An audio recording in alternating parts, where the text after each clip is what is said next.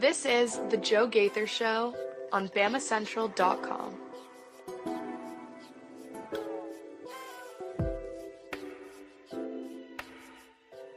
Good morning, Tuscaloosa. Good morning, Tuscaloosa, Internet World, West Alabama. How are we doing today on a Football Friday? We are now 1 day away from Alabama kicking it off against the Tennessee Volunteers. The third Saturday in October is 24 hours away, and you are watching the next edition of the Joe Gaither Show on BamaCentral, BamaCentral.com. You're watching us on the BamaCentral YouTube channel, listening to us on Apple Podcasts, Spotify, Amazon, wherever you get your podcasts. You can find the Joe Gaither Show on BamaCentral, and we're going to have a lot of fun doing our normal Football Friday routine. But before we get into our Alabama keys to the game and players to watch and make our picks for the weekend, we're going to be joined by Tennessee Volunteers on SI writer Caleb Sisk. You can follow Caleb Sisk at @CalebSisk_, national recruiting reporter for the On SI Network. So he is our colleague with the On SI Network. You listen and read us on Alabama Crimson Tide on SI. So we're excited to get to know the Tennessee Volunteers, and then we will make our picks for the weekend. We'll have our 3 players to watch and name our keys to the game with all our friends right here on a Football Friday. Before we get into it with Caleb Sisk, we want to remind you the program is brought to you by Derek Daniel State Farm Insurance. You can call Derek for all of your insurance needs at 205-758-3391. Like a good neighbor, Derek Daniel is there. You can call all his buddies. He's got Bobby, Lane, and Red upstairs right now waiting to take your phone call, give you an auto insurance quote, home, life, auto insurance quote. All your insurance needs can be met by Derek Daniel State Farm Insurance. Call and see how much Derek can save you today at 205-758-3391. And we're also brought to you by Strength Roofing and Siding. When severe weather strikes, your roof is your home's first line of defense. So call Strength Roofing and Siding at 205-858-9050 for your free roof inspection. My friend Zach Guffey will come out and inspect your roof. Make sure you're ready for this winter season. Give him a call today, 205-858-9050. So let's get right into it. Let's kick off the program with Caleb Sisk. Let's get to know the Tennessee Vols. We've been doing it all week long, looking at all their games, looking at their strengths, looking at their weaknesses. But now we will go inside Tennessee with the Tennessee Volunteers on SI writer Caleb Sisk. You can find him at CalebSisk_. Caleb, what's going on? How are we doing today, sir? I'm doing good, man. How's it going? Oh, very, very good. You excited for this big old game, third Saturday in October? Oh, yeah. It's always a blast to see these two powerhouses and what has become a powerhouse for both teams. It's always fun to watch this rivalry game.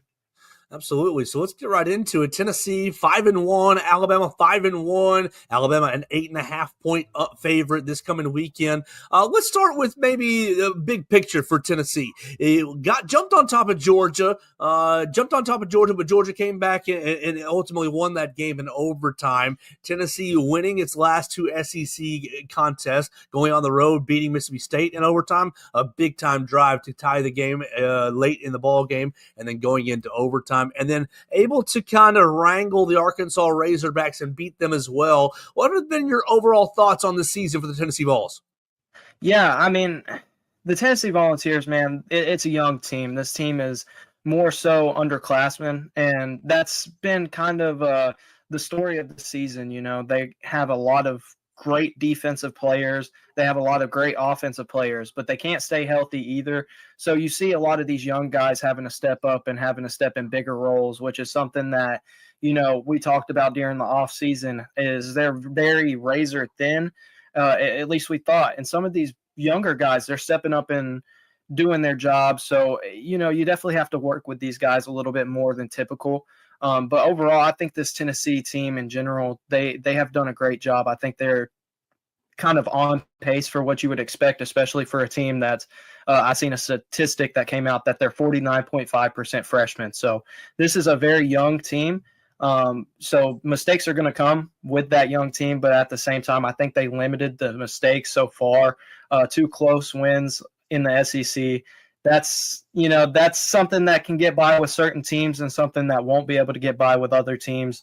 A very close loss against the Georgia Bulldogs in a game that was just a heartbreaker for the Tennessee Volunteers. So overall, I just think this team is it's in a good spot, both offensively and defensively. But at the same time, they're going to have to step it up when they get into these bigger games. Let's go in under center because a lot was made this offseason with the loss of Nico Iamaleava and then the addition of Joey Aguilar, basically the swap. What have you thought of Joey Aguilar? He is leading the conference, in passing, and really has been dialing up things pretty nicely for Tennessee. How have you thought Joey has played this season, and what is your expectations for him going up against the Alabama defense this Saturday? When you play a defense that's just historically great, like the Alabama Crimson Tide, and that's something that I've always knew growing up and everything, is just this Alabama defense. It's just a step up when it comes to the defensive factor scheme and players that they have there. So Aguilar's going to have to do his job here. He's going to have to limit the mistakes, which is something that, a big headline going into this season is, can Aguilar limit the mistakes that he was making at Appalachian State when he gets to Tennessee? So far, 5 interceptions. That's something that, you look at and you're like, oh, that's not so great. But at the same time, when you look at how these interceptions happen, you can understand a few of them's just him trying to make a play. And that's something that, when you look back at Nico Iamaleava, despite some of the good things that he did have, he was very cautious with certain passes that he was trying to make. But with Aguilar, this is something that, he's the polar opposite. He's a guy that you're going to have to tell him to, hold back just a little bit. Compared to Nico, he's a guy that you're like, okay, you got to let this thing go eventually. So, I definitely think from a standpoint watching this Tennessee team, I think Aguilar fits the system very well. I think he's doing his job. When you mentioned he leads the SEC in passing, and that says a lot, especially considering he's a guy that just jumped up in competition from Appalachian State. So I definitely think he's doing a great job, especially considering he's got a bunch of young guys around him. So he's a leader, and I think he needs to carry over that leadership mentality when it comes to traveling and playing on the road, especially at a place like, Alabama, which is always very hostile, especially when the Volunteers roll into town. Let's go into the backfield right behind him or beside Joey Aguilar. You got Deshaun Bishop, Star Thomas, and Peyton Lewis. I watched the ball game against Arkansas this past Saturday, and Deshaun Bishop ended up taking kind of a tackle, looked like a hip drop tackle late in the game, and came out of the ball game. He's listed as probable for this week's game, leading the Volunteers in rushing. What do you think is going to happen? Is Bishop going to give it a go? Is he going to be able to play? And then if he can't play or if he can play, how does Star Thomas and Peyton Lewis kind of fit into this rushing puzzle? And I think you touched on it right there too. You mentioned Star Thomas and Peyton Lewis. This whole trio has been very good considering the simple fact that they can stay more fresh than typical running back rooms. Darrell Sims has had this running back room at an all-time high, and that's been something that's been carried over. You look at a team like last year where they had Dylan Sampson, or, even before Dylan Sampson, you have guys like Jalen Wright or Jabari Small. So now you're looking at this running back room, and there's plenty of talent. But as for Deshaun Bishop, he had a career-high game against Arkansas, something to carry a lot of momentum over. He had 146 yards in that game rushing and on only 14 attempts. Math tells us, that's over 10 yards per carry. He's getting the first down every time he touches the football. So that was definitely something to be proud of if you're a Tennessee fan or a Tennessee coach, especially. He's probable for this game. If I was a betting man, I'd say he probably is good to go. The coaches seem very optimistic at the fact that he should be able to play in this one, and he's going to get a good bit of carries if I was to imagine, just simply based off the fact that he is arguably your best back on this team. Star Thomas hasn't really seen as many carries as he was towards the beginning of the season. That's something to pay attention to, because if Thomas gets out there and he does his job, I think you have to give the ball to the player who's on his best at that time, and that's something that Tennessee is starting to do more as the season progresses. Peyton Lewis stepped up huge once Bishop went down, and he had 2 touchdowns in the game-winning run, which was only 1 yard, but that was the biggest run of the game. It ices the game. It puts Arkansas hopes down, and that's exactly what you want when you want to win a football game. You got to do what it takes. and Peyton Lewis did a great job right there. But overall, this rushing attack, Tennessee wants to be able to run the football. They don't want to have to pass the ball every play or pass the ball on all these big downs. They want to be able to run the football, and that opens up the offense overall. And if they can run the ball very well, then Joey Aguilar will definitely like more of what he sees when it comes to passing. When he does pass, the Tennessee Vols have great receivers and really led by Chris Brazil. And so I want to know kind of on the whole, what happened in the Arkansas game specifically that limited Chris Brazil? Only one catch, 5 yards against the Razorbacks. But Braylon Staley really stepped up in that contest, going over 100 yards. He took a little bit of a knock as well late in the game, it seemed like. But Brazil, Braylon Staley, and Mike Matthews, who are some of the guys that Joey Aguilar is going to be throwing to? And if you could, speak on Miles Kitselman and his impact on the offense, the Alabama transfer. He was the Tennessee representative up in the SEC media days. It seems like every time I put the tape on, he's getting some action. What's his impact been like? So what are the pass catchers going to bring to this game? Yeah, I mean, just touching on those four guys in general, Brazel, he's a guy that was used and is used on the outside. He's been the veteran leadership in this wide receiver room.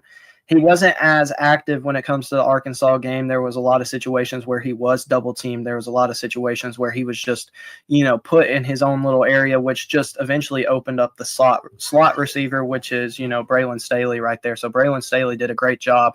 I think that Braylon Staley could make a case for being the MVP of that game, just how much it opened up the pass game, especially for a guy like Miles Kitselman, who, he stepped up huge in that game. He's someone that you're going to get the best of both worlds when it comes to blocking and when it comes to receiving. I know at Alabama, he was a guy that, wasn't very flashy when it comes to the receiving game. That's something that kind of more so developed when he went to Tennessee. And he's quickly become a leader for this team, and I think he stepped up in a huge way. This is a situation where they're going to want to get him involved against the Alabama Crimson Tide, especially with blocking, because that defense is just very physical up front and something that the Tennessee Volunteers will look to, limit as they want to be able to win this physical battle. But, you got these younger guys, and Alabama's got a great group of guys, very disciplined on the defensive side. So a guy like Kitselman, almost seems like he has to step up just simply based off the fact that he is a leader. He is someone that's coming back for a final year. He's here for his final year. So this is definitely something where I could definitely see him being involved both, in the run game very heavily and also in the pass game just as a boundary to throw when it comes to short routes or anything of that nature. I don't think you're going to see Kitselman running deep on a streak, but at the same time, he may be a guy that, you need a quick pass on 3rd and 4. He may be a guy that you throw it to. But Tennessee is tied for 8th in the country, only 4 sacks allowed the entire season. So nothing happens without the big men up front. We all remember the recruitment of David Sanders and the transferring of Lance Hurd a year ago from LSU. What does this offensive line bring to the game? And are there any injuries? I did see Jesse Perry kind of taking a small injury in the past game. Is he going to be okay for this matchup? What do you see in Tennessee's offensive line? They've stepped up in a very huge way. I think for the most part, they kept Aguilar and have kept Aguilar's jersey clean, which has been very huge. It's limited any type of fumbles or anything of that nature. You've seen how they reacted, especially with a guy like Bishop getting a bunch of big carries and, obviously pushing forward with Peyton Lewis to win that football game. They've been the quiet bunch that, maybe not a lot of people are talking about, but at the same time, I think they've done their job very well. I think a lot of people would agree and say they've done their job very well. Jesse Perry has been a huge addition to this Tennessee offensive line. I anticipate him to be ready to go. I don't think he was on the injury report. So I do think he's ready to go. David Sanders has had his number called multiple times. He's stepped up in a huge way since coming back from injury. He was injured for quite some time, made his debut a couple weeks ago, which is huge for the Tennessee Volunteers, especially with anything that they, any type of subs that they need to make and stuff, even if he isn't rolling out there in the first team, you got to expect him to roll out there and do some big things. He's been very impressive, and he's definitely earned more reps, and so has Jesse Perry at the same time. So it's been kind of hard to get both of those guys on the field with Lance Hurd out there, but you got to think the future of this offensive line is very bright with those two guys.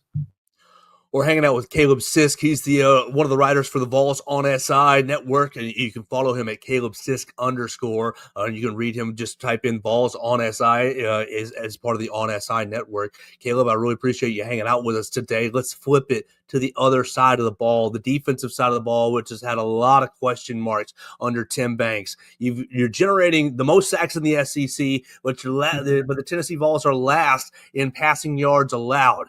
Kind of middle of the pack in rushing yards allowed, really, really suspect defense in some areas, but a lot of havoc plays as well. You saw him get 2 defensive touchdowns against Mississippi State and really, forced 3 or 4 turnovers against the Arkansas Razorbacks. So what's really been the story of this Tennessee defense? Really got torched against Georgia, made some adjustments. What have you seen covering Tennessee this season? Yeah, I mean, the main thing to talk about is this is a very young core, once again, back in the defensive back room when it comes to the secondary. You got a bunch of new faces when it comes to starters. You're missing arguably your best defensive player in Jermon McCoy. He's out for this one, and you're also missing your secondary, I would say your second best cornerback. And Ricky Gibson, he's also out in this one.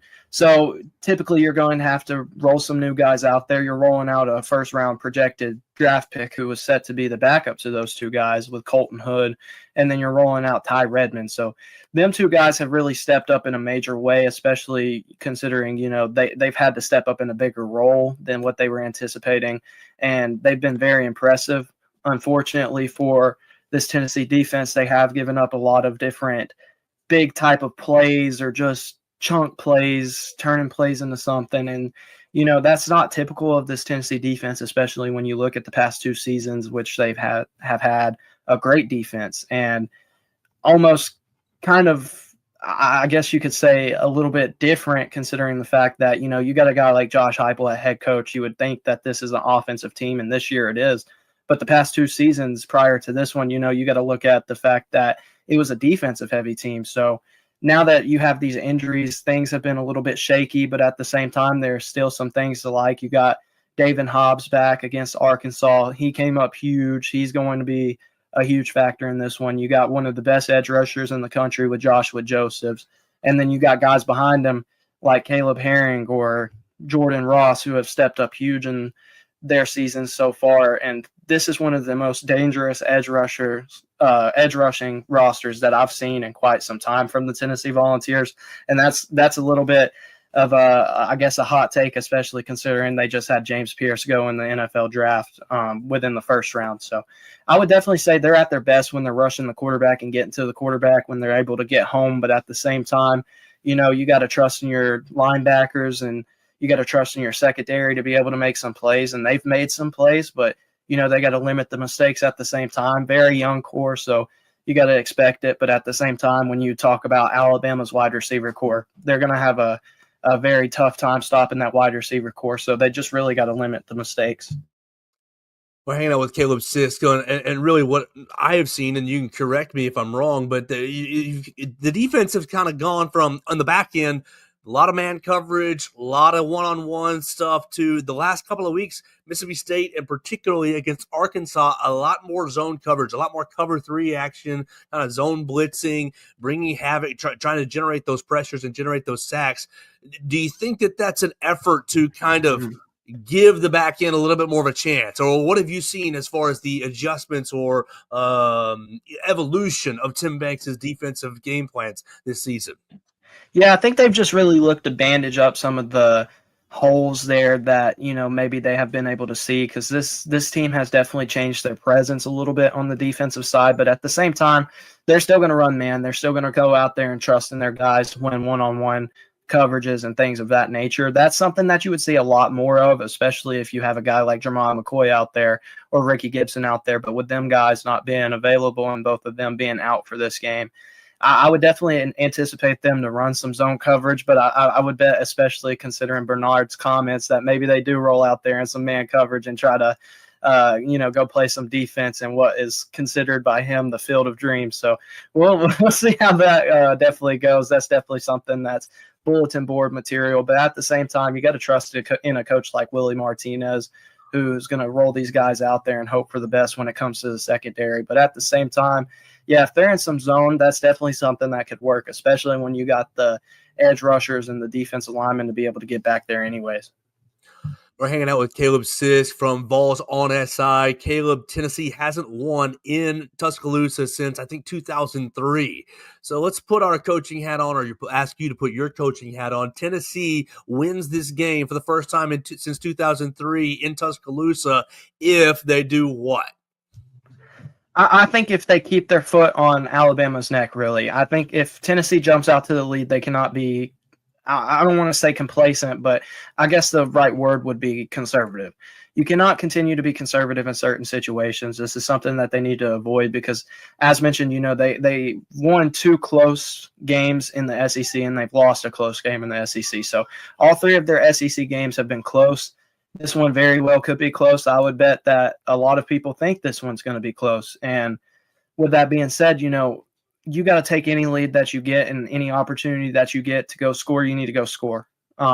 Because until that clock runs out and, people are celebrating, that game is still in play. And this game can go any way and it can turn around very quickly. And this is something that we've seen covering this game for quite some time now. So, Tennessee's got to win this one if they want to be able to push their playoff hopes up even more. Regardless if they lose, as long as they win out, you very well could see this team in the playoffs. But a huge win here would be huge for them in any momentum that they want to have, especially considering the playoffs, which really wasn't a consideration for many when it comes to entering the season just based off the amount of people that they lost to the transfer portal. But, as mentioned, playing in Tuscaloosa has been very haunting for this Tennessee team and Tennessee program. You definitely got to imagine they want this one. And I'm sure they come in here and try to fight with an edge, but we will see how things go. But I definitely think that if they get any type of momentum early, that they just need to stay on top of it. They can't afford any mistakes, and that's definitely something else to talk about. They got to limit the mistakes on offense and that defensive back room, especially with the safeties and stuff. They can't allow anything over top, and they're going to have to go make some plays. So, Caleb, on Football Friday, we usually do 3 players to watch. Now, they're always Alabama players, given it's the Joe Gaither show on BamaCentral. But since you're on Friday, I'll ask you, what 3 players do you think that Tennessee has to watch for the Vols? What 3 players have to step up for Tennessee or have to have a big game? Or if you're writing, you are writing for the Vols on SI, who do you think has to be the subjects of your stories on Saturday night if Tennessee is going to be winning? Yeah, see, that's very difficult. I think we touched on one. I think Miles Kitselman is probably the first player who comes to mind, just simply based off the fact that he is so important when it comes to running the football. He's so important when it comes to these short yardage gains that you need to just move the chains and things of that nature, especially in the red zone. He's such a good red zone tight end. That's something that I didn't have the chance to touch on really earlier. That I probably should have touched on. He's a guy that you can trust in the red zone very heavily. So I think he's definitely someone that needs to step up.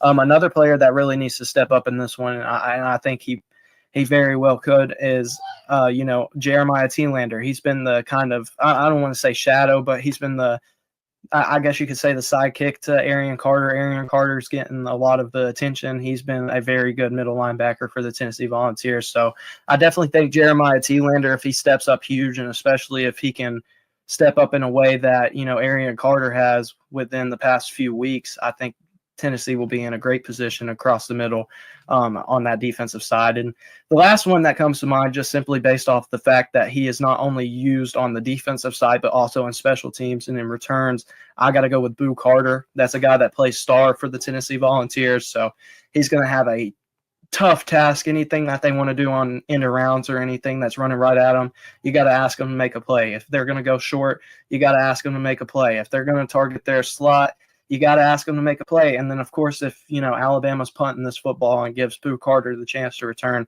he is a very dangerous return man. So I anticipate him to be a guy that's going to look to fight for those extra 2-3 yards just because it's going to help this Tennessee team. So those are 3 players that I really think could step up or should step up. Obviously, I feel like the easy answers would be like a guy like Brazel or a guy like Aguilar, but I think these 3 definitely need to step up. I love it. That's exactly the spirit of Football Friday. Don't take the lowest hanging fruit. Take the most important answers. I love that. So, Caleb, we appreciate your time hanging out here, but everybody can go follow him at Caleb Sisk _. Make sure you read him on Balls on SI. As Tennessee's coming to Tuscaloosa tomorrow night. We cannot wait for it. 6:30 right there in the stadium. You'll be able to see the Bama coverage on BamaCentral.com and the Tennessee coverage on Balls on SI. Caleb, thanks so much for your time, man. We really, really appreciate it. Yes, sir. Anytime. Thank you. Absolutely. And we're going to keep things rolling on the program with the rest of our Football Friday right after we tell you about Strength Roofing and Siding. Strength Roofing and Siding, Strength Roofing and Siding is backed by 45 years of expertise, tens of thousands of roof installs, and over 400 five-star customer reviews. Strength Roofing and Siding offers our customers the highest quality materials, fast install times, and market-leading extended warranties. Our Tuscaloosa roofing experts provide expert residential roof replacements and comprehensive repair services for homeowners across greater Tuscaloosa area and in Mississippi. You can call them today at 205-858-9050 to schedule your free inspection. Zach Guffey will come out and let you know what's going on with your roof and give you the peace of mind. We really appreciate Strength Roofing and Siding for sponsoring the program. We'll continue with Football Friday right after this.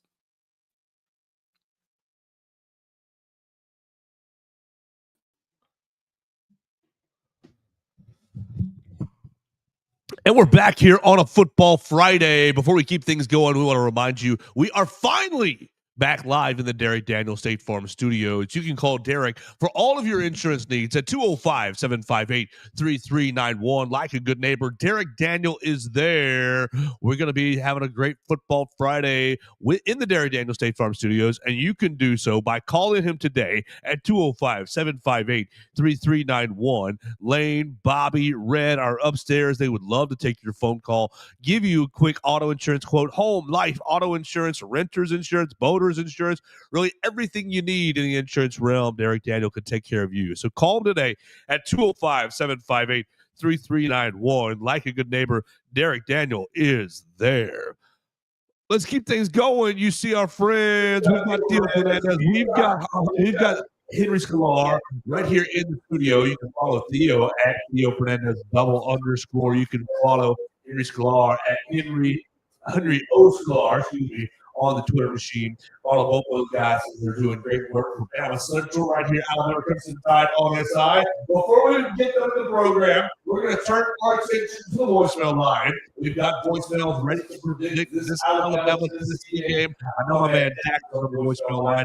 I know Mason has called in. I've been missing Mason all week long. We haven't suspended. Cam called, asked for another apology. You can call on the voicemail line at 205-462-7340, extension 800. Cam, Mason called because he got your voicemail. He's leaving his apology again to Ty Simpson, and we'll give him all suspension next week. So here's our voicemail predicting this week's third Saturday in October. What's up, guys? It is Dax. Happy Football Friday. Third Saturday in October is tomorrow, and I think we are going to handle the balls with relative ease, knock on wood.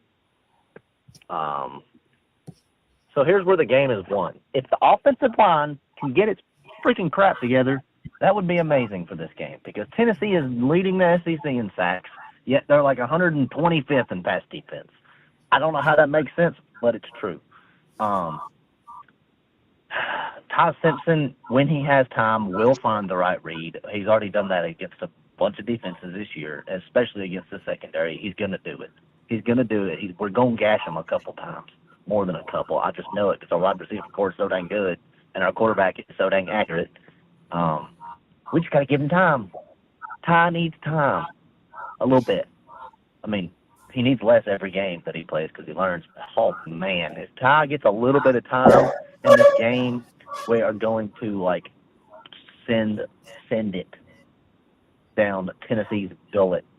It's going to be nice. I think Ty's going to get him I think Ty's going to get him a 400-yard game this time. I'm going bold. 400 yards, 4 passing touchdowns. Dadgummit. You stole my take. Dax. I was about to give a 400-yard game for Tyson. All great minds think alike. Good job. You can have it. It's Dax's take now. 400 yards for Tyson. Touchdowns. You know what? Five passing touchdowns. Todd's gonna have him one of those games. Because we don't have Cam Miller. Daniel Hill's getting better at pass pro. I think Kevin Riley, he needs to beef up a little bit, but I know he can find the right read to block every time. Rushing numbers, Tennessee's number 25th in rush defense.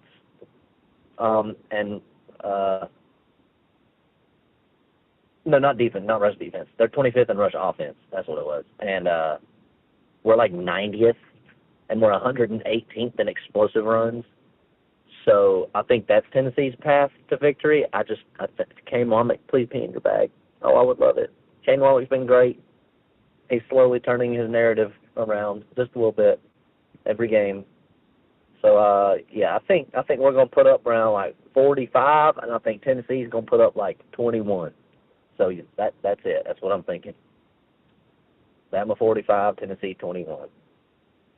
Our rushing numbers are not going to look that good, but you know what? We have Ty Simpson as quarterback, so I don't think it matters. I think Tennessee's rushing numbers are going to look halfway decent because they're going to gash us a couple times. I know it. But anyway, that's all I got for you. Roll Tide, boys. Hey, how's it going, guys? My name is Mason Woods, longtime listener, first-time caller. I'm excited to get in here on the Joe Gaither Show. I'm here to give you my unadulterated prediction for the Alabama-Tennessee game this weekend. Now, if I'm being honest, I have not done my due diligence on the Volunteers this week, admittedly. I'm going off of what Joe Gaither has been texting me on the side. Outside of recording the show, he's been talking all kinds of trash about this Tennessee defense. So I'm gonna roll with what he's telling me, and I think I'm gonna take the Tide. I had a lot of deliberation about this earlier. I think I'm gonna go. It's really tough to call. Give me Alabama 48, and I will go Tennessee 33. I think the Tide. I think Tennessee keeps it a little close in the shootout early, but Alabama pulls it out. You get a couple stops, get a couple defensive stops late, and Alabama rolls. Give me the Tide in this one.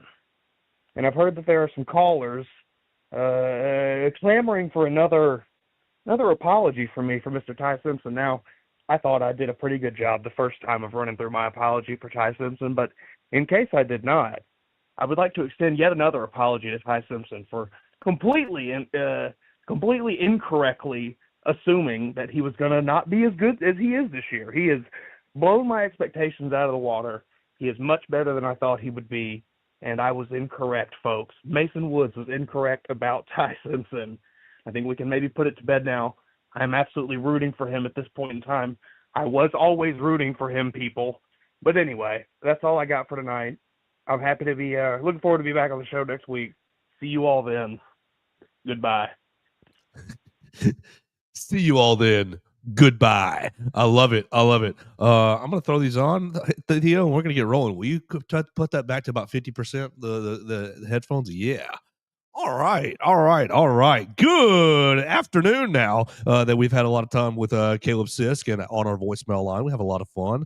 We're hanging out with our guys, Henry Sklar and Theo Fernandez in the Derek Daniels State Farm Studios. I love Dax and Mason's predictions. And yeah, Mason he's given enough mea culpa here for his takes on Ty Simpson. And come on, you got to have somebody through the summer stirring the pot. And he was definitely doing that for us. So I really appreciate Mason. I hope he's had a great week on suspension, vacation. No. Don't unmute your mic. You're talking through this mic, not your computer mic. You're already plugged in, Henry. Golly. Can't wake up on time. Can't have his mics on. Have his computer volume on. God, it's Henry Sklar. Follow him at Henry O. Sklar. Working for us at BamaCentral.com. I'm almost to you. We're getting there. I want to tell Cam something else because Cam asked, on his voicemail asking for Mason's apology what size Ty Simpson jersey he wants. It sounded like Cam was ordering Mason a Ty Simpson jersey. He didn't put it in the voicemail, but he texted me he wants a 2XL in white, road whites. Ooh, those road whites look so good. We'll see them next week as Alabama heads to South Carolina. But first things first, it's the third Saturday in October. Follow Henry Sklar since he has to jump the gun. We'll let him in first at Henry O. Sklar. Henry, it's been too long. Give us a life update. You married? You got kids? You graduated college already? Well, what's good? How are you? Good to be back. It's good to be back. You know, nothing really new in my life. Just sleeping in. You can hear yourself on the mic, can't you? I can. Your yes. mic is on. Thank you. Just sleeping in past the show every day. Me and Theo had a fun time at SEC basketball media days this week, getting ready for the basketball season to start, and hopefully the chance to taste a cigar tomorrow. But you didn't watch basketball last night. You were watching cruddy Thursday Night Football. Hey, we have a dual screen setup in our living room. We have a monitor and a TV. So little LeBaron Phylon action. Yes, Phylon. The top 5 rappers in the world. Phylon. I'm once again reminding you that no one gets that reference. Only the people in my age group do. You guys don't get it. It's okay. A little Chappelle Show for you, Henry. You ever watch Chappelle Show? I haven't, but more people my age understand the Rilo Rodriguez lyric. Yeah, I had zero LeBaron Phylon. Yeah, that's good too. That's a good one as well. I have that song on my playlist after. It's a great song. Well, it's an okay song. I don't know about great. Yeah, it's okay. Great song. It's great because LeBaron Phylon's name in it. But as far as quality of musical sense, it's okay. You hear Theo Fernandez. We've been hearing him all week. Theo's been doing a great job, really lifting extra weight as Mason Woods has been on suspension. Good morning, Theo. How you doing? I'm doing great, Joe. Got to watch some tied hoops last night, so how could I not be doing good, right? Ooh, no defense at all. What was it, 109, 105? 105. Look, we're here to talk football today, but I got to say I'm excited about this team, man. Defense will be inconsistent. But would it be Alabama hoops if we didn't let random teams drop 110 on us? No, of course not. So we're going to watch teams score a lot of points on us, and we're going to love every second of it. Rebounding, mildly concerning. I'm excited to see what Noah Williamson does to improve that. But all in all, phenomenal start to the season. And, well, Baron Phylon, man, All-American third team. I'm officially making that prediction now, so I'm excited. Third team after last night? No, he's going to be the top overall guard in the country. That would be real cool. I think Solo. That would be cool. I don't agree. I think Solo Ball will be probably one of the best guards nationally for UConn, but I could see Phylon really being up there, talked about as one of the best players. As far as NBA stock goes, man, he's already starting what will be a long and steady climb, I believe, into the top 10 of this coming draft. Well, we'll find out. Next Sunday is the next exhibition as Alabama is getting ready for the season starting November 3rd. Lots of fun last night. So if you didn't see it on YouTube, you still can. The replays is right there for you. Alabama, Florida State. You can find ballin' in Boutwell. Not every team in the state can win in Boutwell Arena. I understand it's very difficult, and so Alabama did, and it was it was exciting. That's the right adjective. It was an exciting start to the season. I don't know about great. I don't know about good, but it was definitely exciting. Let's get into what we're doing here today. It's Football Friday. Alabama taking on Tennessee tomorrow, third Saturday in October. Both you guys have your cigars loaded because you're not going to be working for us in the press box. So I hope you guys have great times as students. That's excellent. And don't inhale. Don't inhale it on Saturday night. You're supposed to just hold it in your mouth and blow it out like a cool guy.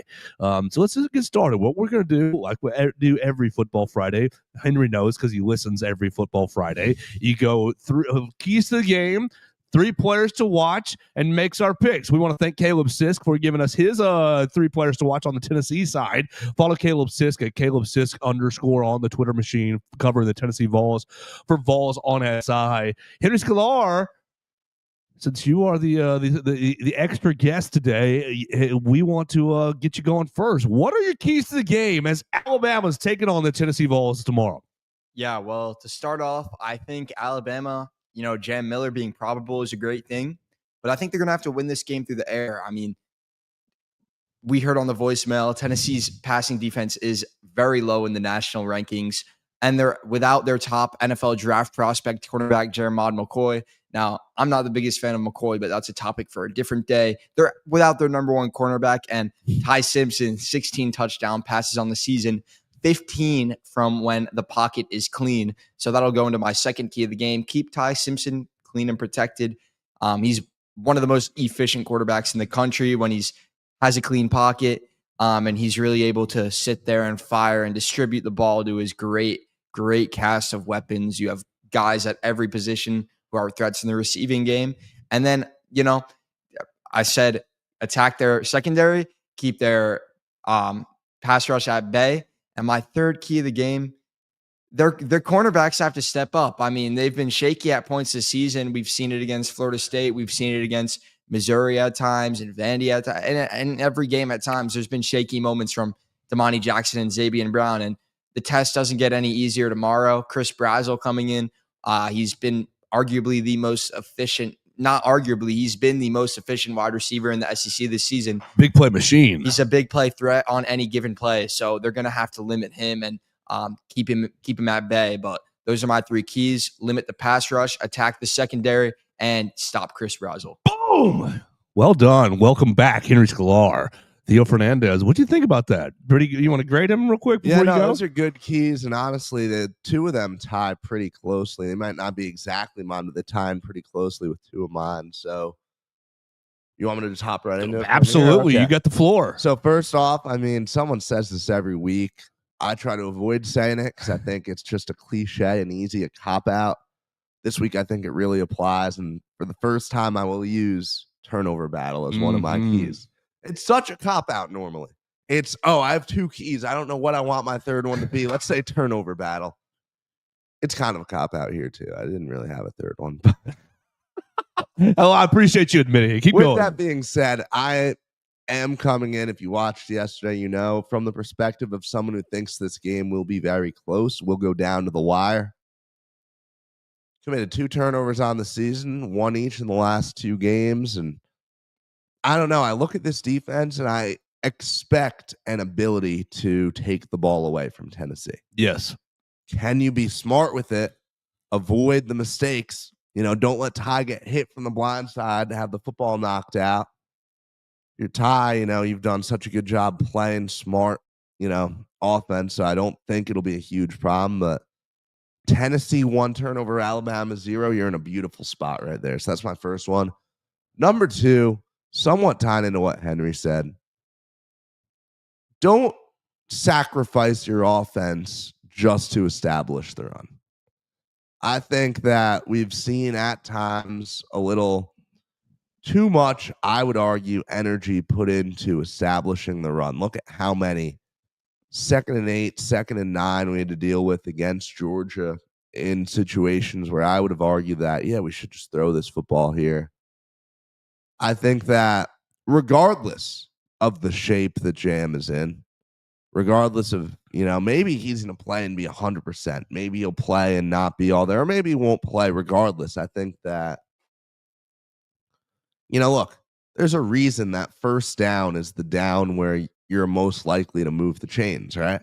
You're so open, and I would absolutely be more willing, I think, to throw the ball than the team has been at times. And then my third key is going to be adjust accordingly to Brazzell.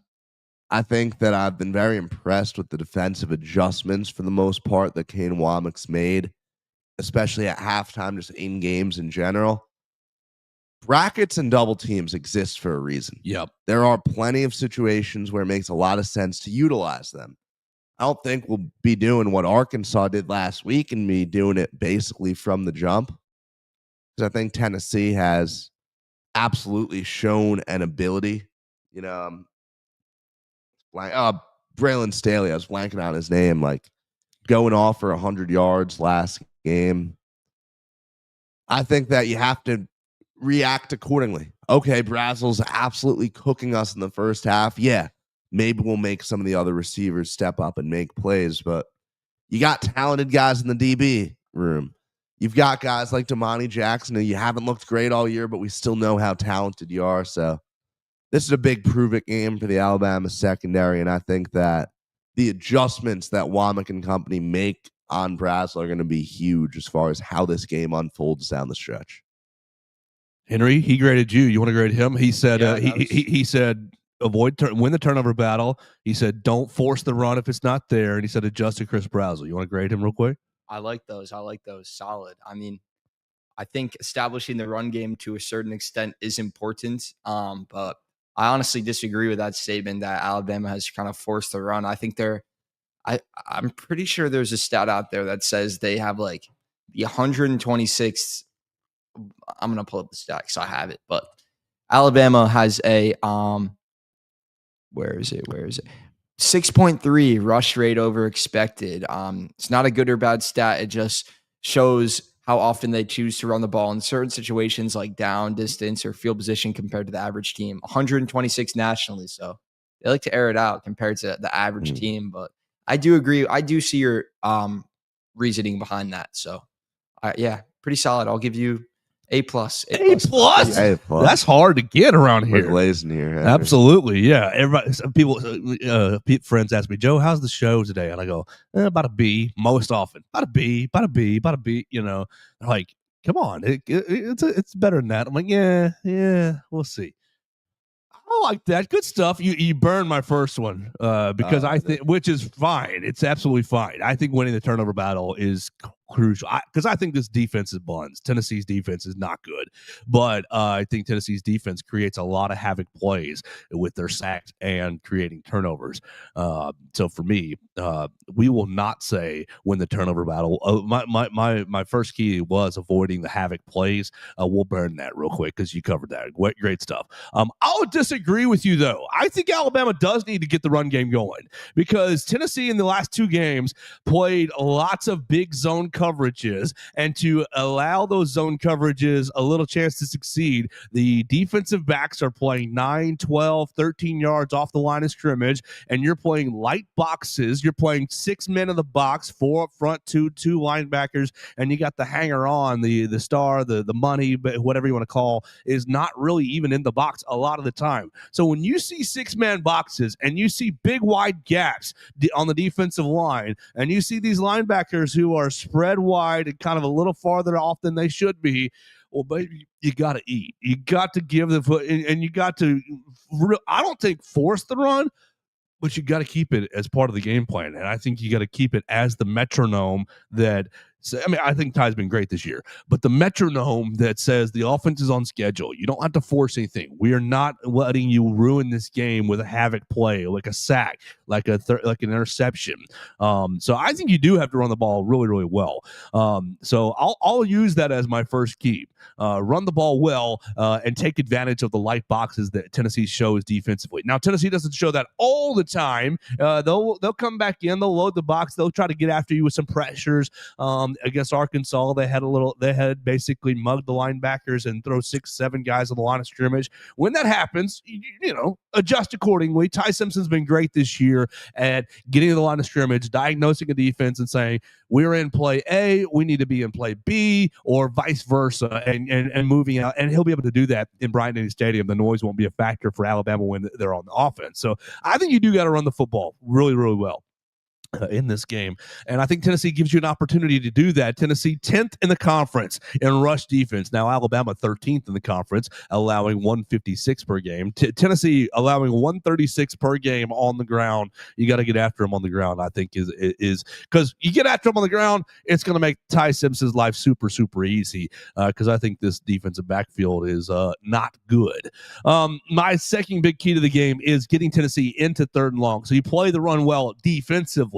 I think that Justin Jefferson, Deontay Lawson, Tim Keenan, the James Smiths of the world are going to be huge in this game because I do think Tennessee's running backs are very good. Deshaun Bishop's listed as probable for the game. I think they've got a really great running back duo in Deshaun Bishop and Star Thomas. Peyton Lewis kind of coming in as that change of pace, hammer running back as well. So they've got some good running backs, but I think Joey Aguilar has struggled in long down and distances. I think you're going to have a hard time sacking him, but he's been not as accurate high and wide a lot of the times when he's throwing outside long downs and distances. You can get to long downs and distances by playing the run well. My second key to the game is getting Tennessee into third and longs, so the ball is in Joey Aguilar's hands to make decisions and make plays. And then my third key of the game is really just ride the wave, ride the game flow. Tennessee's going to score. They're going to make big plays. Chris Brassel's going to have a big play here or there, but ride the flow of the game and adjust accordingly. Play the next play is really kind of my key to the game. If they get a sack, okay, they get a sack, you're at 2nd and 14, 2nd and 16. Well, we've seen Ty Simpson really be able to long down the distance. What was it? What was it against Missouri? 3rd and 24? 3rd and 24, you get 12, 14 yards. It's 4th and 8, and we still go for it, and he drops it in the bucket to Lazier Brooks. So, ride the wave. Tennessee's going to make some plays. They're going to get some good plays offensively and defensively. Brassel might make a big play. Deshaun Bishop might rip off a 12-yard run and get them to 1st and 10, and you might be feeling bad about yourself. Come on, strap on the chin strap and play the next play is really my third key to the game. So I'll go establish the run, be effective in the run game, get Tennessee into 3rd and long, putting the ball in Joey Aguilar's hands, and play the next play. Just ride the wave of the game flow. Those are my 3 keys to the game. Theo, you want to grade me right there, and then Henry can grade me even lower? Yeah, you see, I thought that was solid. Nothing earth-shattering. It doesn't change my perspective on football. That's a very good, well-earned B+ that you should be proud of. I really liked your last take. Fly the row. Ride the flow of the game. The way I kind of look at it, I've made this analogy a few times to a few people, is Alabama's last few weeks, it kind of reminds me of a boxing match. You're taking punches from these really good top 20, top 25 teams, and they're like punching back. They've punched back 3 times in a row now. They punched back against Georgia on the road when Georgia gave them a run. They punched back against Vanderbilt when they were down at halftime. And last week against Missouri, when they were kind of on the ropes towards the end of the game, Missouri had a game-winning drive opportunity. They punched back. But the one question I have is, how many more hits can you take? Tennessee is another heavyweight coming in. It's round 4 now. How many hits do you have left in the tank? I mean, Tennessee's coming off some tough games themselves. I mean, they played pretty close with Arkansas last week, and that wasn't a game where they could just kind of mail it in and ride to the 3rd Saturday in October. But how many more punches does Alabama have in the tank, and can they ride the flow? I like that point. I'll give you a nice B+. I'll go with Theo's take there. That's why Kalen needs you. That's why Kalen all week long has been saying, be loud in the stadium, down in and down out, be loud in the stadium. So Henry, I told Theo when he's in the student section, y'all probably standing right next to each other. But when y'all are in there, it's your responsibility to police the student section. No sitting down, Sally sorority girl. Oh yeah, I get loud. No sitting down, Freddie fraternity boy. It's everybody on their feet, and you, especially in your blue shirt, in your Ole Miss blue shirt, you have to. If you wear a blue shirt, you can't sit down at all, even at halftime. You have to be standing up and being shamed. Last year, I didn't get to go to any games as a fan, so this year, all the games I get to go to, I'm thoroughly enjoying them. I'm having a good time. Trust me, I will be the leader. No, it's a new perspective as a student once you start covering, because I've been thinking every time I'm in the stadium, wow, I can probably count the games I'm going to on one hand now. No, really. I mean, it's a different experience, different viewing experience for sure, but. Yeah, totally. Yeah, so Coach Kalen DeBoer has called out the Alabama fan base just a little bit in a soft way that he needs you this Saturday, because another punch is coming. Let's keep things rolling here as we've been having fun on Football Friday. We want to thank Strength Roofing and Siding for sponsoring their program. We're going to do 3 players to watch. Henry, since you listen every Friday, you know exactly how this goes. Who are your 3 players to watch for the Alabama Crimson Tide this weekend? Yeah, so I'm actually going to start on defense. I mean, I guess, Joe, you can make the ruling, but I kind of have 2 guys that I think kind of fall in the same boat, so I'm just going to go with them both. Tennessee, they've only allowed 4 sacks on the season. Very, very touted offensive line. You have left tackle Lance Hurd. He's been an all SEC guy multiple years. And Alabama's top edge rusher, LT Overton, is going to have his handful. But I think if you can get to Joey Aguilar and disrupt his rhythm a little bit, get him off balance and mess up his timing, then that's where you can really open the floodgates and, put a beating on. I think that's where that opportunity comes. So I want to see that number 2 edge rusher, the guy at the Wolf position, whether it's Yanze Pierre, whether it's freshman Justin Hill. I want to see one of those guys have a big, big game. Justin Hill really impressed me in the limited snaps he got against Georgia. Yanze Pierre, I'm pretty sure, directly from Chris Fowler. I mean, he's a twitched up athlete. He can get after the quarterback. But I want to see one of these guys really step up and make a play, because as much as I love LT Overton, he hasn't proven to be the greatest edge rusher at getting home to the quarterback and finishing plays through and through. Last year, what was it? He had 10 more pressures than he had sacks. That dude just could not finish a play and get a sack. So I want to see Yanze Pierre or Justin Hill have a big game.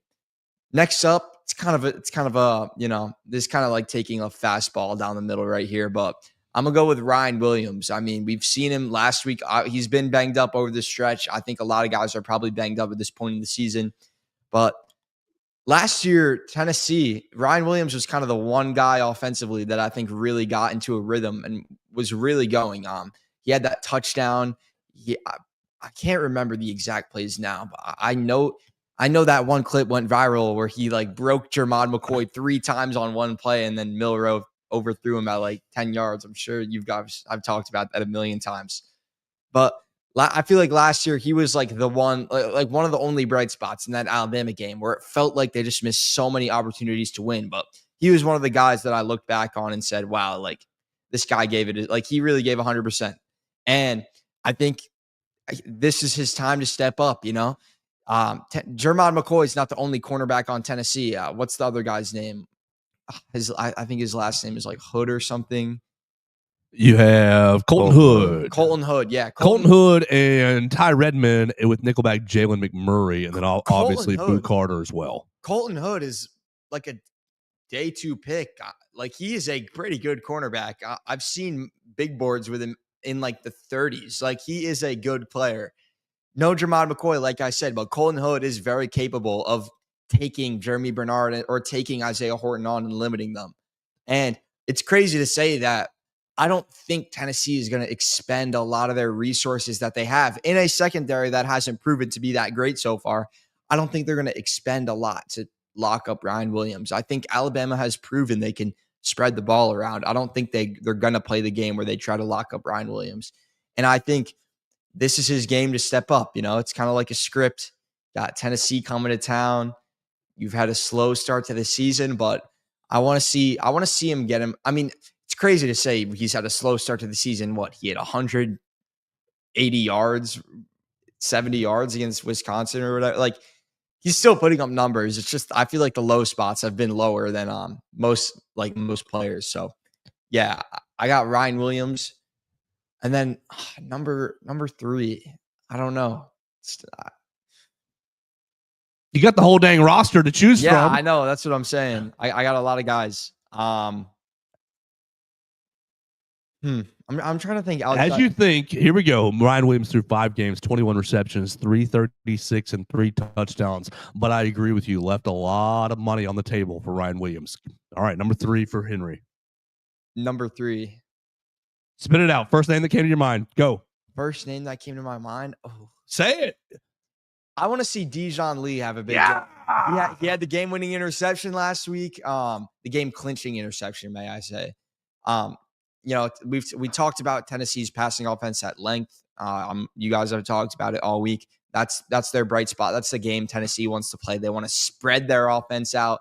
They want to air it out. They want to get their playmaker. They want to get the ball in their playmakers' hands. We've seen Damani Jackson and Xavier Brown struggle, like I said before.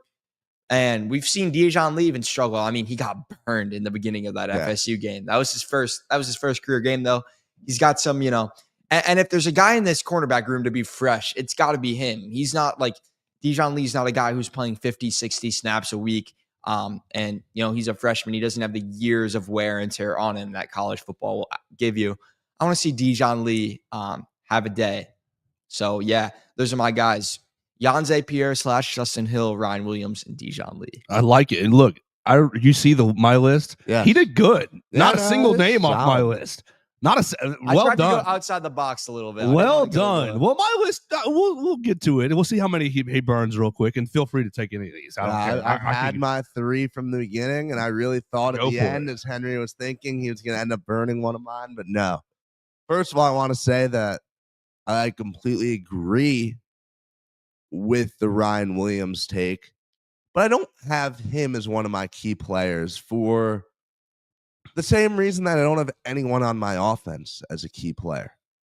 I do not think that if Alabama is going to, in a hypothetical world where Alabama loses tomorrow, I would be very surprised if we look back and say, oh, the offense lost us this game. The offense, to me, is more of the consistent. They've established, they've proven what they can do. I have little doubt about them being able to do it against Tennessee. The defense is where the game will be won or lost, where we decide, hey, Alabama could win this game by 25 points. Oh, wait, Tennessee is tied with Alabama heading into the fourth quarter. Like, that will all be determined, I think, on the defensive side of the ball. I'm going to start in the middle with Tim Keenan. I think that, look, we know what he does from a leadership perspective. That's not up for debate. He is a great piece for this roster, great piece for this culture. Hasn't had any real big signature moment on the field. I think that's coming this week. Recovered a fumble against Vanderbilt. Yeah, Fell on a fumble. Yeah, right. I want to see him. Oh, wait, he's there. He blows up the running back in the hole. That football is out, and Alabama will, I'm waiting for a moment like that, and I think that he's due for one. I mean, we know just how consistent his presence in there is. You know how much the improvement is. Noted nothing against London Simmons, but man, having Tim Keenan in there is a massive thing for this football team. So he's been my first player, and I think we'll see him have a huge impact on this Tennessee interior line. Number 2 is a guy who's kind of taking a lot of punches back against the wall right now. It's Damani Jackson. You look at, I fully expect DJ Lee to play more snaps than him this week. I fully expect, we saw it happen against Mizzou. I think it'll happen again. DJ Lee has proven to be a phenomenal football player for a freshman, a guy who I can't even comprehend how good he should be in a couple of years, right?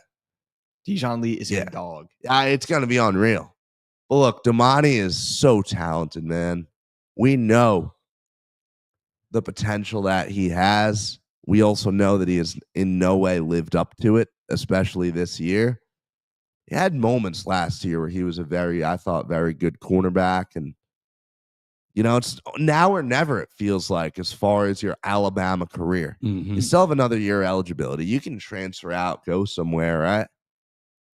I think this is his last. I thought this is his only 3rd year of actually playing. Right. Well, he's been at USC as well. Yeah, but didn't he redshirt that first year? No, yeah, senior. He played.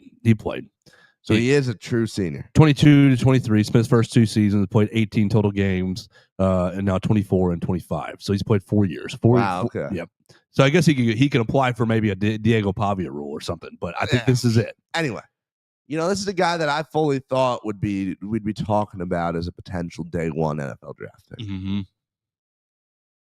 You're going to be given some kind of responsibility against Tennessee.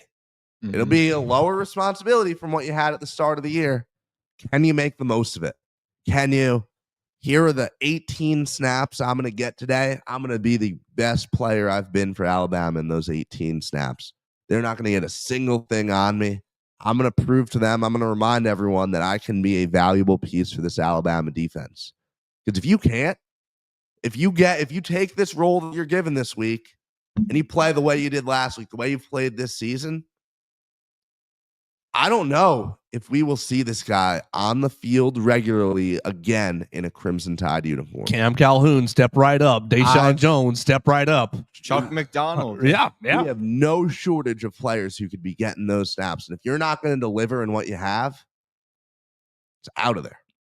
I mean, it really is. And I think that I'd like to think that Domani is up for the task, but I don't know, man. There's some concerning film, concerning moments from this season. So I think I'm very interested to see what he does out there on the field. And my third guy is someone that I think most Alabama fans wish they had the ability to replace, and that is Connor Talty. You've gone on the road 3 times this year, and you missed a kick in each of them. You missed against Vanderbilt. You missed 4 field goals on the season, man.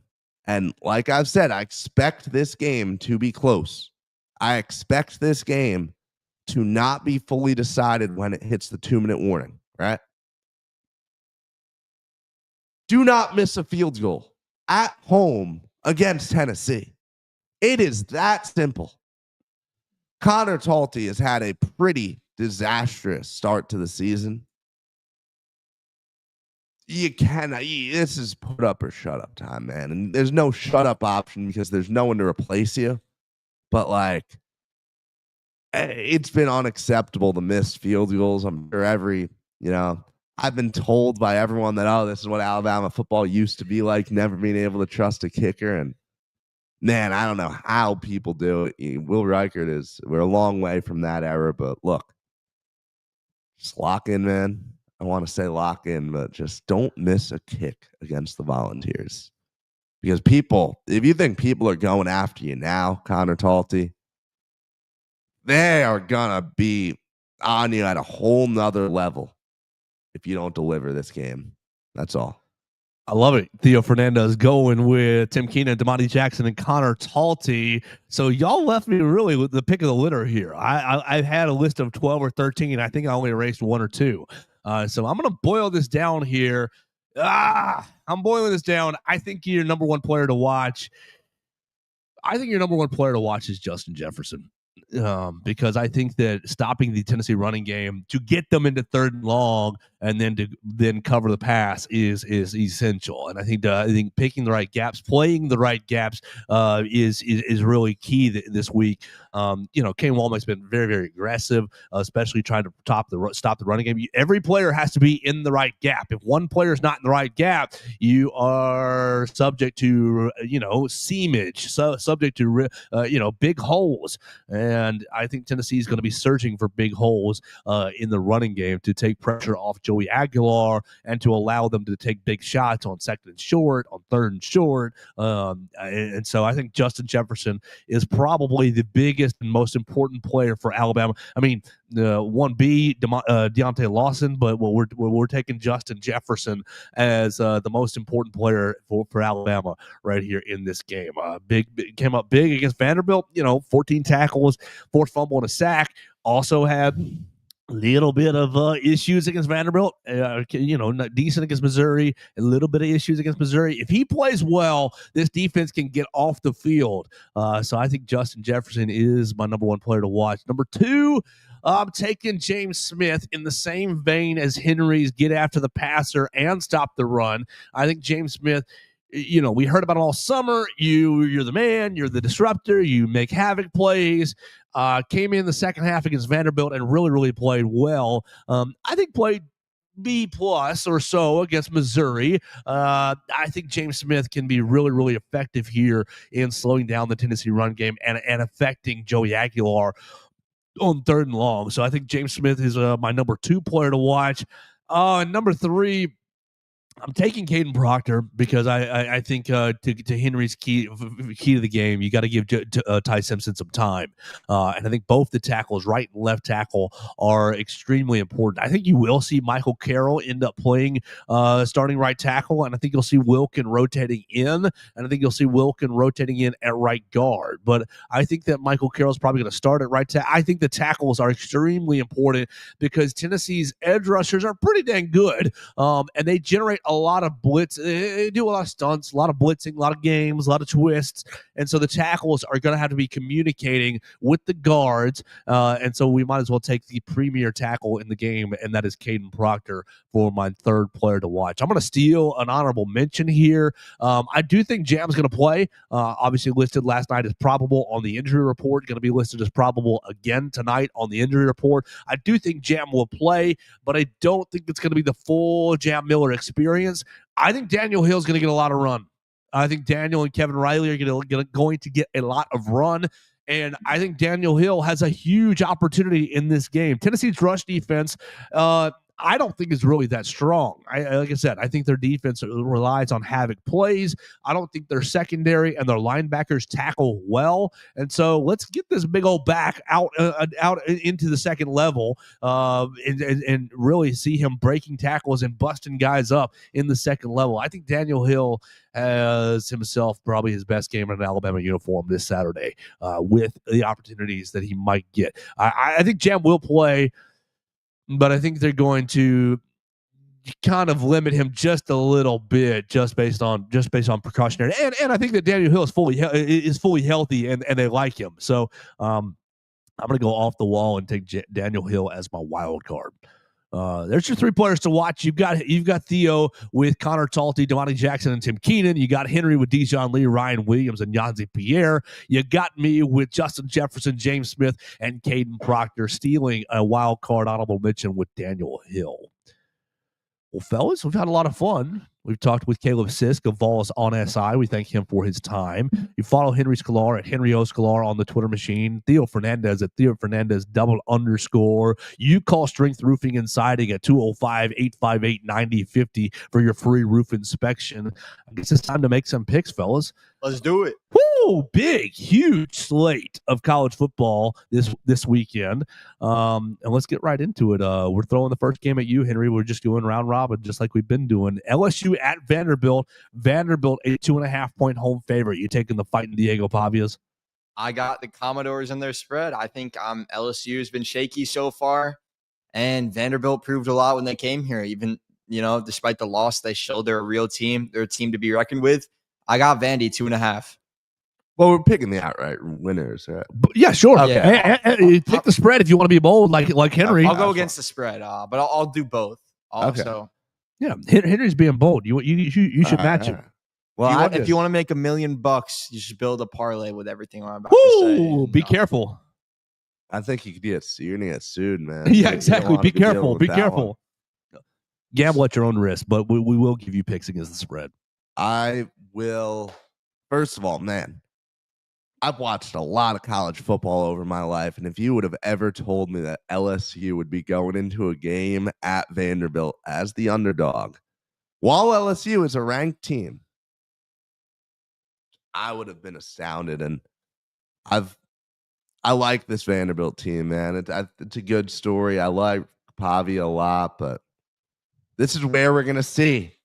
How much is LSU really a contender? Or are they? Oh, it was a fun story. It was cool they were ranked. They'll play in a cool bowl game this year, but not much. And unfortunately, I think it's the latter.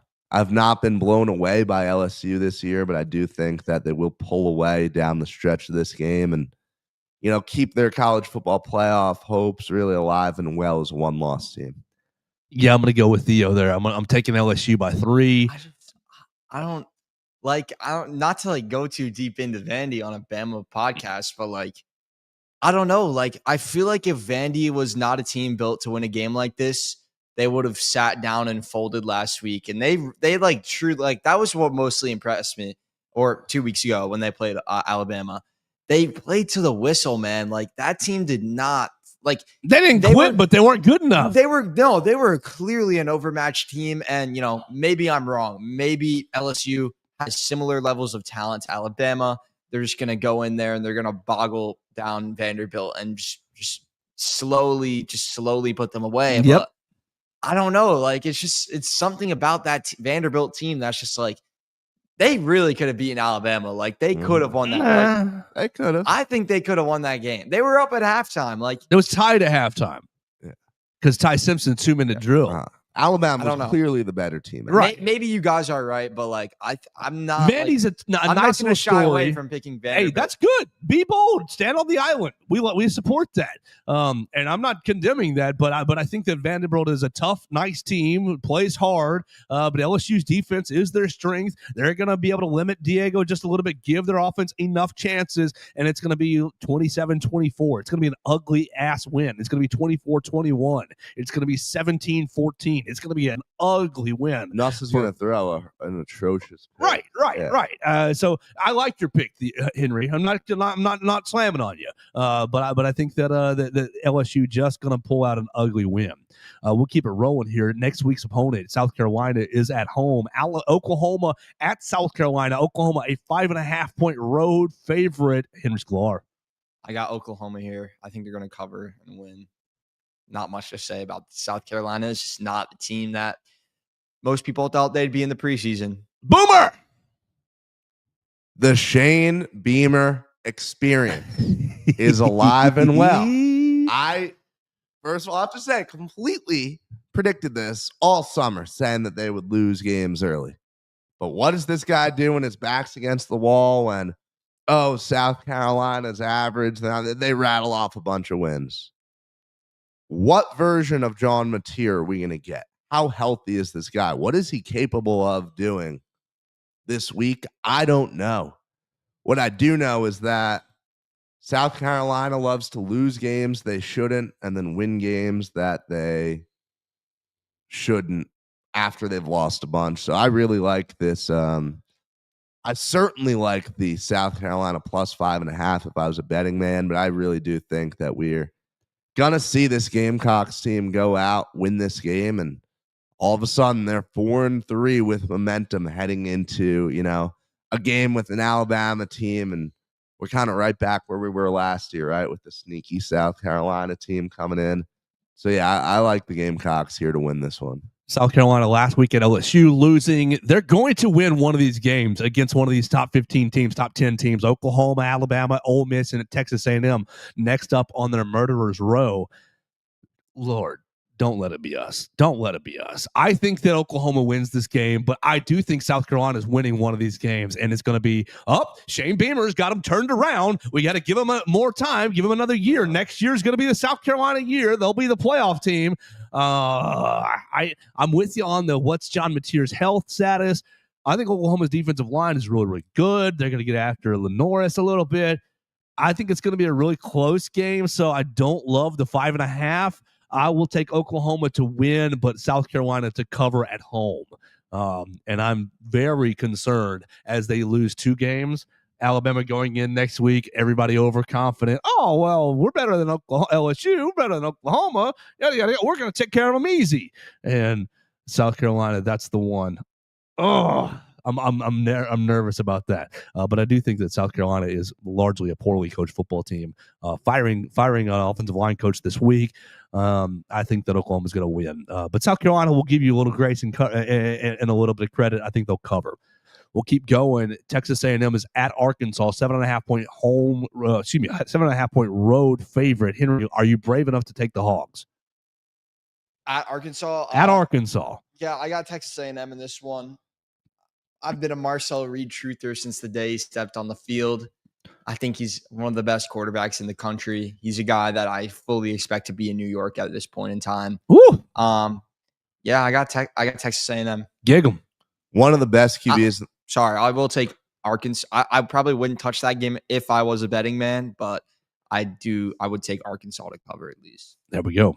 One of the best QBs in the country is playing in this game, and his name is Talon Green. Oh. I am a Talon Green truther.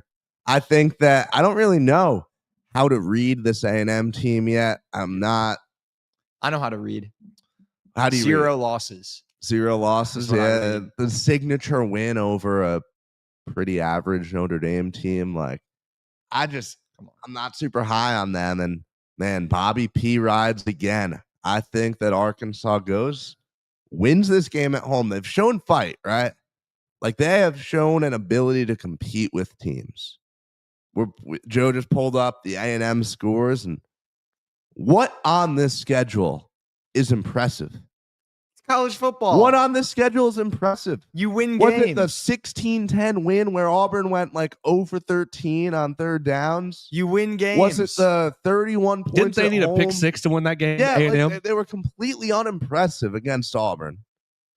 I'm rolling with you. Woo pig suey. You beat Mississippi This State. is the Florida. one. You didn't look that good. Wasn't Texas A&M really highly? It was starting to gain some momentum, highly ranked last year when they went to Auburn, and Auburn ended up beating them. It happens every single Yeah. year. This Yeah. team will find a way to lose 4 games. It's Mike Elko, man. It's the Mike Elko time. Get it's Bobby Mike a Elko's motorcycle, time, man, and I've- let the hogs be called. Nah, Mike Elko, man. I like him here. All right. Well, there we go. It's fun to have somebody on an island. You're on the island with Texas A&M. You're on the island with the favorite, so you should feel good. You should feel good about that. I feel great about these All right, games. there you I'm go. waiting for the juicy matchups, though. These are all I juicy. think the Arkansas game has so much juice to it. Ole Miss is at Georgia. So my dad asked me last night, well, what do you think about this game? I said, Dad, I haven't thought much about it because, they're Georgia people. Georgia, home favorite, 7.5 points. Will this be the Lane Kiffin that we all know and love, crashing the Lane train, wrecking in Athens? Nah, I'm sticking with the favorites trend. And honestly, I'm taking UGA to cover. I think this is going to be a classic Georgia game script, man. Like, So, yes, Lane will crash is what you're there's saying. going to be like Trinidad, like he's going to have a crazy play in the first half. Ole Miss is going to have all the momentum. They're going to be up like 10 points. And then all of a sudden, we're calling the dogs. And the dogs just start coming. And all of a sudden, their defense is firing. And all of a sudden, Gunnar Stockton is scrambling for first downs. I got Georgia in this one, 7.5. As much as I would love to ride the Lane train, I unfortunately have to agree with you, Henry. It's just they do it every game. Like, unless they're playing Alabama, they do it every like important game. They go down and then they go up. It's just crazy. Like, especially at home, like this is just not a game that Kirby Smart loses.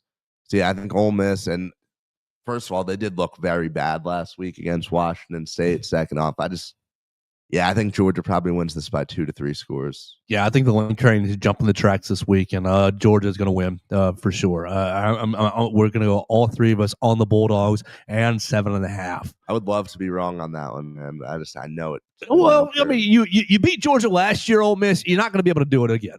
I'm sorry. That's just, I don't know. Does anybody care about Mississippi State at Florida? Florida, a 9.5-point favorite. I think there's What other games you got? We're rolling through them. All the SEC games, USC, Notre Dame, and you guys called for the Holy War. Do you care about There's some Florida? other good games though. Or can we throw Louisville and Miami in there? No, Do we have to. Miami's going to beat the brakes off of them. I mean, I would agree. Well, I guess we kind of just There you go. We just picked it. Everybody's we taking just- Miami. Come on, 13.5. we're on Mississippi State and Florida. We're SEC. Come on, you're bogging us down. You're bogging us down. This is in Mississippi, right? It's at Is that Florida. Florida? Oh, it's at 9.5 Florida? point home favorite. Gators right over left. Listen, I've Put seen the pressure on message. I've seen the message board post this week. The boosters want Billy out. This is going to be a Mississippi State win. Nah, Billy is like a cockroach, man. He You cannot survives. kill him. He endures. Right He does over not let Mississippi State squish him, man. He wins this game. They're going to win a couple more games this year. He's going to keep his job with Lagway next year. Yeah, you cannot go out on the media and leak, we're going to fire him this weekend because Florida's going to win. They're going to turn around and win and ruin your plans. Texas is at Kentucky. Come on, Henry, let's go faster. Texas is at Kentucky. You taking Texas at 13.5? Yeah, exactly. Yeah. Hook 'em horns, all three of us. Texas. And the spread. All right, here we go. USC is at Notre Dame. Notre Dame, 9.5-point home favorite. Holy, did I write that down right? Did he? That Yeah, seems no, that's crazy. the line. 9.5 points. Golly. Hail to Notre Dame. What you thinking? So Wake up the echoes praising her name. I'm a big Notre Dame. You're supporter. bogging us down. Let's go No, faster. no. Come on. Let me. I have a lot to say about this game. We don't care. We've gone an hour and change. Let's go. All right, give me South Carolina or SC. Give me Southern Cal. He can't handle the pressure, man. He's just not built for Give it. me Southern Cal to win outright. Southern Cal to win. You want to say one more sentence on it? You can. But I do Run want us to the football. get a little more energetic here. That's all I'm asking for. Run the football. No, I agree. I think Notre Dame is an underwhelming team. I think USC, Lincoln Riley, we're back. Lincoln Riley's had his best coaching job in a while this year, and I like USC to win this game, continue to pick a momentum in the Big Ten. This is a perfect place for USC to let it down, so I'm taking Notre Dame. I don't know about that 9.5. I think USC covers the 9.5, but Notre Dame wins. Missouri is at Auburn, 1.5-point road favorites for the Tigers. Eli Drinkwitz, they're going to bounce back, or is this the spot that Hugh Freeze starts to turn things around? Henry Sklar. I got drinking the boys. Here we go. You can say another sentence. I just wanted the energy up a little bit. That's all. Actually, I'm having some second thoughts. I think this is an Auburn game right here. I think this is the type of game Missouri loses. Auburn's due. Someone texted me yesterday. They've only won 4 SEC home games in the last 3 years. If you're a senior there, you've seen 4 wins. Man. Good Lord. I think they've got to get this. They're due for a win here.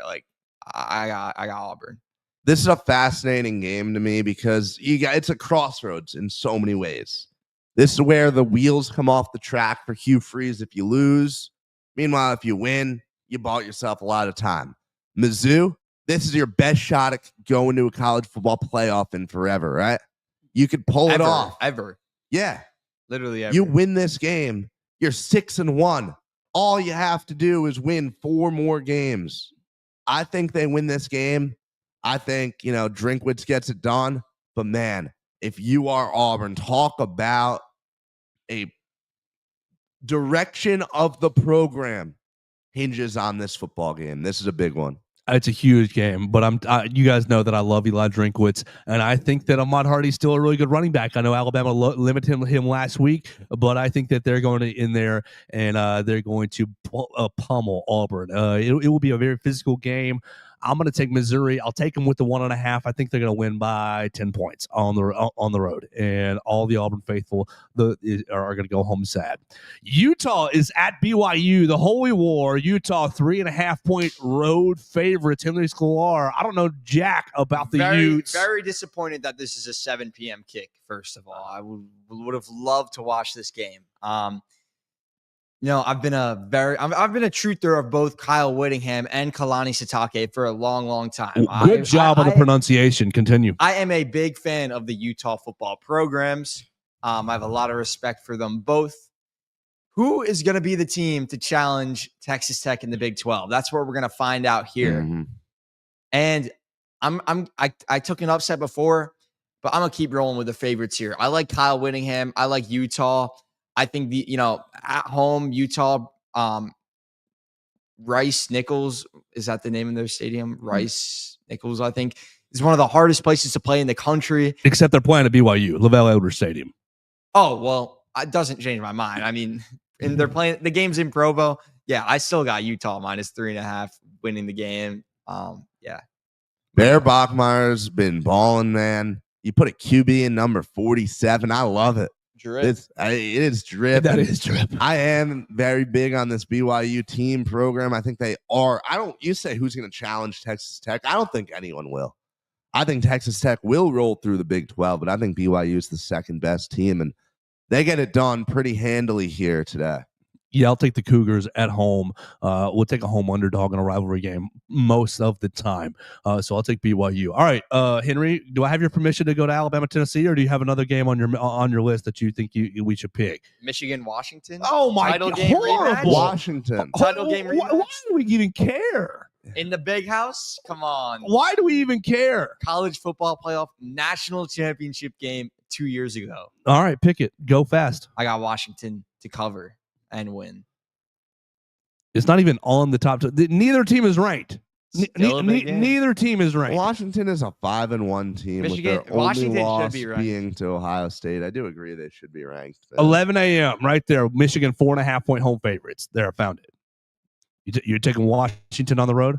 Yes. All right. You? I'll take Washington on the road. All right. Just for giggles, I'll take Michigan right there. 4.5 points. The Fighting Justice Haynes. Bryce Underwood not been as good as advertised, but freshman, come on, give him a chance to grow. Give him a chance to get into the game and grow. All right, guys, we're at the business end, so you can have more than one sentence here because this is the game we actually care about. Henry, give us your final thoughts. Alabama taking on Tennessee tomorrow night, 6:30, Bryant-Denny Stadium. You can get all the coverage right here on BamaCentral, BamaCentral.com. Alabama Crimson Tide on SI. It'll be on ABC. You can listen to it on Crimson Tide Sports Network. Alabama, an 8.5-point home favorite. Your final thoughts and your pick. Finish the show, Henry. What do you think about this game? Man, this is going to be my third Saturday in October. Very excited to be there for this game. This is probably my favorite rivalry in the sport, honestly. Like Tennessee, Alabama, I think it's pure hatred between both sides. I mean, they've both been very competitive. Understatement. They've both been very competitive for very long stretches in their history. So whenever these two teams meet, and I think, honestly, I made this take to my former boss, Tony Sikalis, last year. Third Saturday in October is like the season's changing for me. Like, this is when it's officially fall, in my opinion. The leaves are coming down. You throw on some, Allman Brothers band, you drink some beers and eat some barbecue with your friends at a tailgate. And this is SEC football heritage right here. Like, this is why we play the game.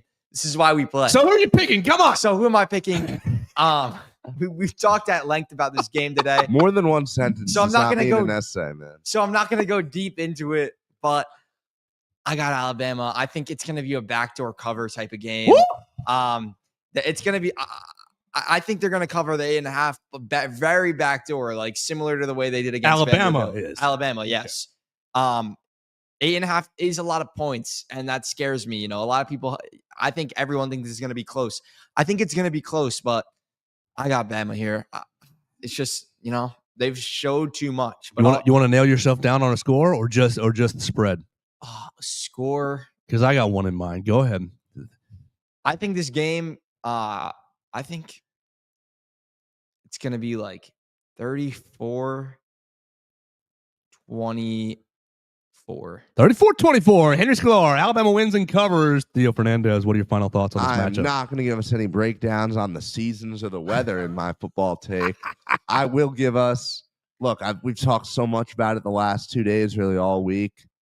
I think that Alabama should win this game. I think you should feel very disappointed as an Alabama fan if you don't win this game.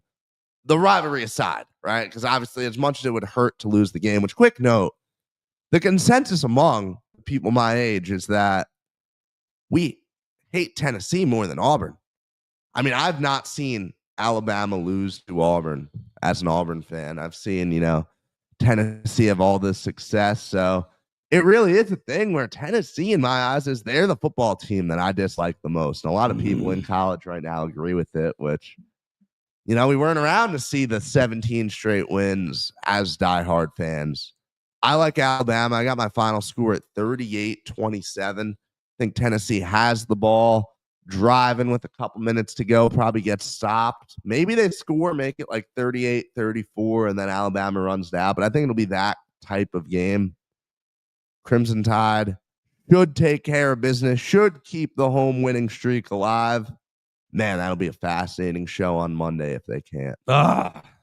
Henry Sklar, the Tennessee Volunteers made me want to say the nastiest curse words in the book. I'm sorry. It just makes me want to ruin this show by getting all kinds of, you shouldn't have said that word, Joe. Yeah, that's what it makes me think of. So I am so excited about this game, feeling all the feels. And I'm, how big a score do I want to make? 100-0? No, Tennessee's going to score some points. And it's going to be a lot of fun in Bryant-Denny Stadium. The winning streak does survive. I think the Alabama defense will make adjustments in the second half, in the second quarter, second half, as we've seen Cade Womack. But I do think that Tennessee's got a lot of answers, and I think Tennessee's offense is extremely balanced. But I have confidence in Alabama's offensive line to keep Ty upright and keep Ty really able to dissect the defense. I think their secondary is awful. I think their secondary is just putrid, honestly. And I think their second level linebackers are average as all get out. So I think Alabama's offense is going to do well. I'm going to go Alabama 40. I'll go Alabama 40, 42.